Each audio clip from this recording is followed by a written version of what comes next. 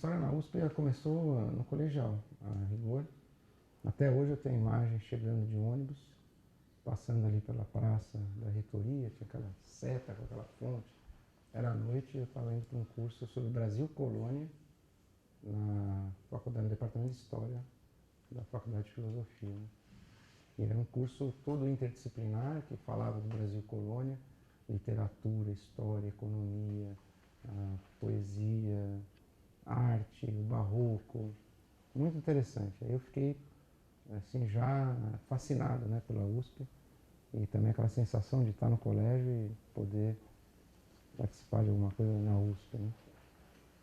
E eu tinha essa inquietação de buscar alguma coisa realmente interdisciplinar, talvez essa experiência mesmo de assistir um curso sobre Brasil Colônia, uma abordagem pelo menos multidisciplinar, quer dizer, várias disciplinas tratando do assunto, tenha me acendido para essa perspectiva, né?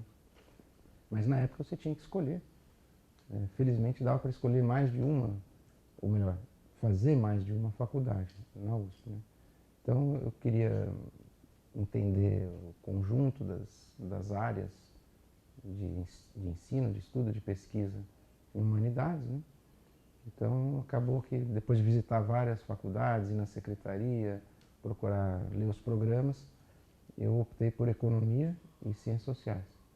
E achava que a economia tinha uma perspectiva importante, né, para estudar a sociedade, né? Não dava para entender nada se não tivesse uma noção básica de como é que funciona a economia, né?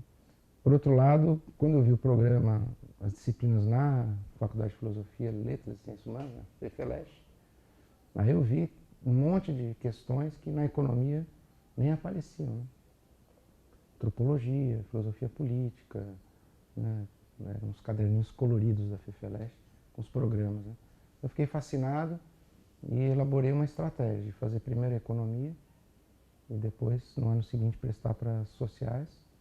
E aí fiz essa trajetória já de cara com muitas disciplinas, né? Fazia economia basicamente de manhã e nas sociais, às vezes à tarde, às vezes à noite. Quer dizer, passava o dia na USP, chegava às 7h30 da manhã e ia embora no final da aula, à noite. Então isso me marcou muito, fazer várias disciplinas sem que aquele programa de fato existisse. Quer dizer, a economia é uma linha completamente diferente das discussões das sociais, né? Mas foi uma experiência enriquecedora, né? Eu lembro também quando eu viajava, meus pais viajavam muito pelo Brasil, estou falando dos anos 60. Pegava eu, minha irmã, o primo, Fusquinha, e vamos embora de Fusquinha pelo Brasil, né? Viajei muito, muito pelo Brasil de carro, né? Nós está lá horas e horas, estradas de terra, né? Na época não estava tudo asfaltado. Qual era a diversão no carro? Eu inventei a RTP, que era a Rádio e Televisão Propaganda. E era uma invenção, eu ficava transmitindo a viagem pelo rádio. Entrevistava meus pais, minha irmã, quando meu primo estava viajando, eu também entrava. E era muito engraçado isso, quer dizer, realmente desde garoto eu tinha um fascínio por essa questão da comunicação, ou como que o valor das coisas está associado à cultura que a gente tem, né? Mas isso de forma lúdica, realmente, né? Depois de dar aula na GV, na PUC, na Unicamp, sempre em departamentos de economia, nessa visão interdisciplinar, integrada, que eu fui desenvolvendo já a partir da graduação, né? Na pós-graduação, eu fiz o mestrado e doutorado ainda em economia, mas numa abordagem interdisciplinar, já misturando economia com filosofia, quer dizer, juntando tudo aquilo que eu tinha recebido nas duas faculdades e querendo encontrar um autor ou um tema que me permitisse usar os recursos teóricos das várias disciplinas, né? O fio realmente que me motivava sempre era uma questão filosófica mais aberta e ambiciosa, que era o que é o tempo. E descobri um autor, que foi o objeto do meu mestrado, do doutorado, que é o Ludwig Wittgenstein, um filósofo austríaco e importantíssimo, numa tendência da filosofia justamente na virada do século XIX para o século XXI, que ficou conhecida como guinada linguística. E eu estudei a relação entre as ideias do Wittgenstein, da filosofia da linguagem, e as teorias econômicas. E eu achava que, para entender realmente a economia, eu precisava aproximar essas questões. E o autor que eu escolhi, o Keynes, que também é um marco na história do pensamento econômico, e especialmente um dos mais importantes do século XX, o Keynes ele era amigo pessoal do Wittgenstein. Então eu comecei a descobrir conexões até na vida desses personagens, no começo do século XX, que apontavam para algumas respostas àquelas perguntas que eu tinha. Então o Wittgenstein ele falava o quê? Que tudo que a gente faz, né, em especial o fazer no sentido de criar algum valor, né, de gerar algum sentido para o mundo, né, tudo que a gente faz é um jogo. E ele chegou a esse conceito muito interessante que é o de jogos de linguagem. Quer dizer, você, ao fazer as coisas no mundo, joga com a linguagem. E eu falei, mas como é que eu vou encontrar isso na economia, né? Parecia algo assim completamente distante. Saí meio como um detetive procurando na obra do Wittgenstein elementos que pudessem me ajudar a decifrar como se cria valor na sociedade, né? Tanto valor no sentido moral, ético, cultural, ideológico, quanto valor econômico mesmo, que faz alguma coisa ter valor. Procurei isso no Wittgenstein e no Keynes comecei a procurar o que tem a ver com linguagem e principalmente com uma visão da linguagem, não como uma gramática, um conjunto de regras, mas como regras que são apenas a base para um jogo. Ele é o grande autor que chama atenção para o jogo especulativo e que mostra, olha, a economia, os mercados são lindos, funcionam, maravilha, mas tudo que se faz com linguagem. E a questão principal no jogo da economia é construir uma narrativa, ou seja, usar a linguagem, construir uma narrativa sobre o futuro. Pronto, fechou a equação que eu estava procurando. Quer dizer, o tempo na economia, ele é construído com jogos de linguagem. Toda essa razão instrumental, para usar a expressão do Habermas, né, ela não funciona a não ser como um jogo comunicativo, como uma razão comunicativa, um agir comunicativo. Bom, aí eu já estou pegando Keynes, filosofia da linguagem, é uma mistura que foi o meu trabalho naquele momento de tentar entender o que é a essência do sistema econômico numa perspectiva interdisciplinar e onde a questão do tempo é sempre a questão central, porque economia é tempo.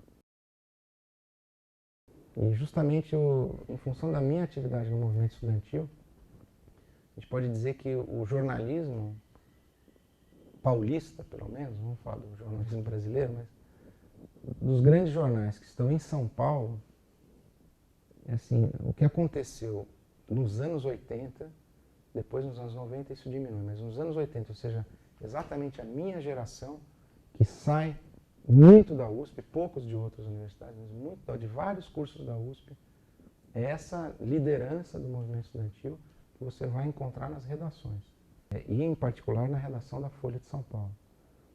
Eu tinha participado desse movimento, o Otávio Frias Filho era também contemporâneo, atuava também no movimento estudantil. Eu sei que, num determinado momento, o Otavinho, como chamavam, né, ele chamou vários amigos de várias tendências do movimento estudantil. Ele estava assumindo a direção do jornal, né? Acho que foi natural para ele. Ele falou, bom, onde é que eu conheço mais gente interessada em política, história, né, em sociedade, e, claro, bons alunos, boas cabeças, né, são alunos da USP, é óbvio na USP, ele era aluno da São Francisco.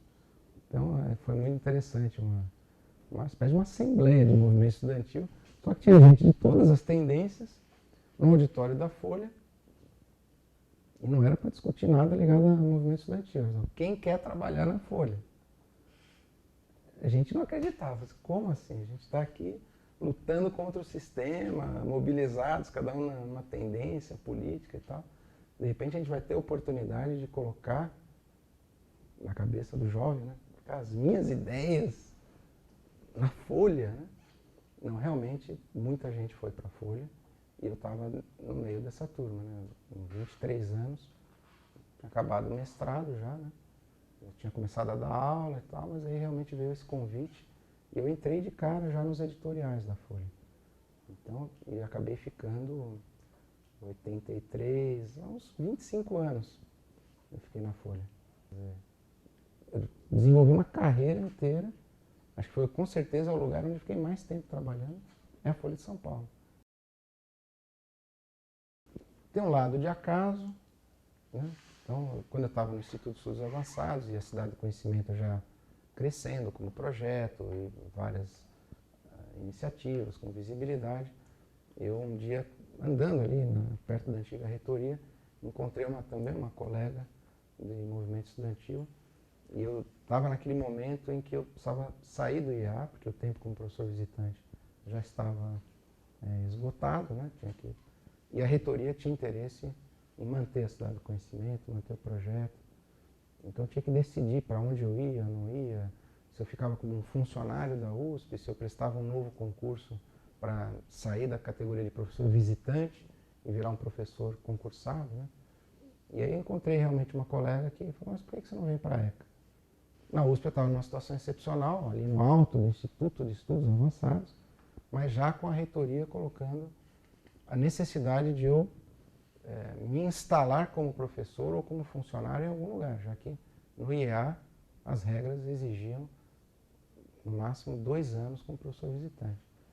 E aí aquela ideia de vir para a ECA mexeu com, acho que até com sonhos da época de criança, né? Eu achei que dentro do que eu estava estudando, a força que a internet já vinha ganhando, a importância dessa tríade, tecnologia, comunicação e economia, que, nossa, realmente o mundo mudou e hoje onde é que a economia está acontecendo? É na comunicação. Então eu lembro que eu estava estudando, né, um período de férias, aí veio esse insight, assim, né, essa eureka. Poxa, mas essa economia que no final ela funciona em cima de ícones digitais, é uma economia de ícones? Ah, é uma economia. Ah, economia, um trocadilho, uma brincadeira interessante.